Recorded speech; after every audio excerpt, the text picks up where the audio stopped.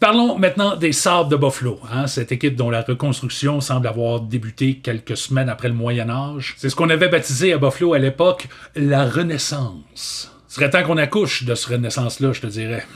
La première chose qui saute aux yeux en regardant les changements apportés chez les Sabres cet été, c'est qu'on avait, semble-t-il, un mandat très clair à l'entre-saison. Sam Lafferty, Beck Malenstein, Nicolas Aubé-Kubel, il y avait un type de joueur très précis qu'on recherchait de toute évidence. Et on a payé passablement cher, je trouve, pour se doter de ces joueurs-là. Je pense notamment à Beck Malenstein qu'on a acquis des Capitals de Washington en retour d'un choix en début de deuxième ronde, que les Caps ont d'ailleurs utilisé pour sélectionner Cole Hudson, le petit frère de l'autre. Mais quand je dis cher, il y a encore plus cher que ça. Début juillet, quelques jours seulement après l'ouverture du marché des joueurs autonomes, les Sabres mettaient la main sur l'attaquant Ryan McLeod des Oilers d'Edmonton, qu'on peut voir ici d'ailleurs en train de sourire à presque pleines dents. Maintenant, contrairement à son frère Michael, j'ai rien contre Ryan McLeod.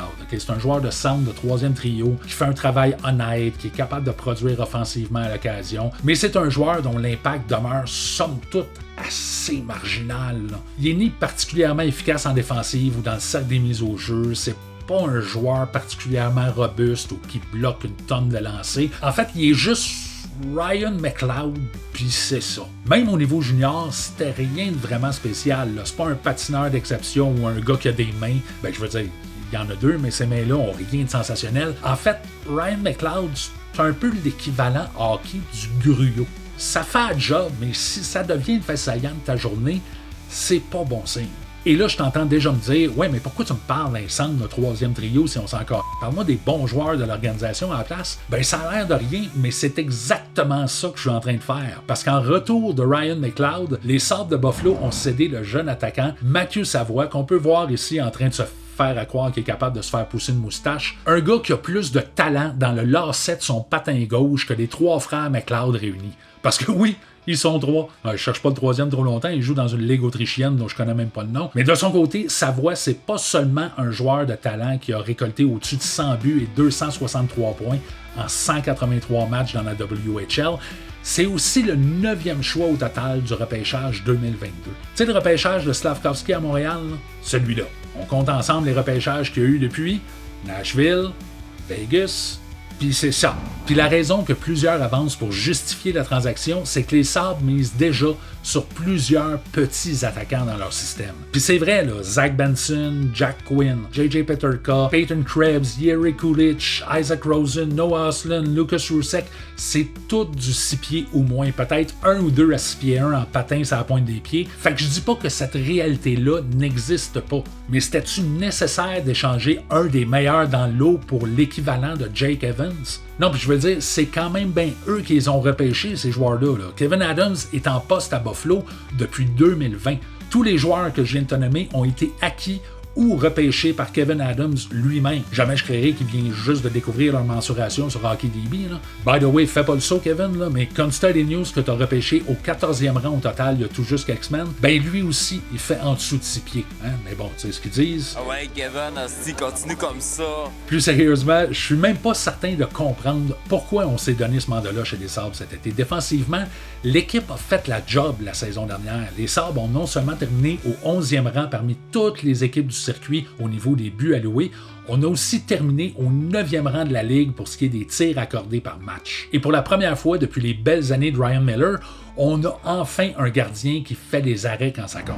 Ukko-Pekka Luukkonen, qu'on peut voir ici en train de simuler un orgasme, un gardien sur qui plusieurs avaient déjà lancé la serviette, incluant moi-même, je l'avoue, a non seulement vu sa moyenne passer de 3,61 à 2,57, son pourcentage d'efficacité est quant à lui passé de 892 à 910 en 51 départs la saison dernière. Au niveau des statistiques avancées, il a terminé au 12e rang parmi les 46 gardiens ayant disputé au moins 30 rencontres pour le nombre de buts sauvés au-delà des attentes. 12e, et donc devant des gardiens comme Jake Ottinger, Ilya Sorokin, Andrei Vasilevskiy, Jussi Saros. Et ça, c'est derrière une défensive où Mattias Samuelsson a manqué la moitié de l'année et à laquelle s'est ajouté Bowen Byram en fin de saison seulement.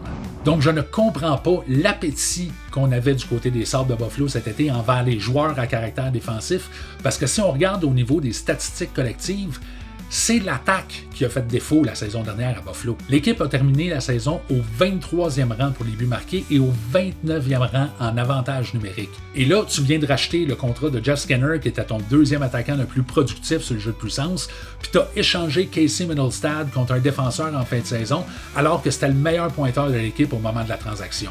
C'est de l'attaque qui va te manquer, là.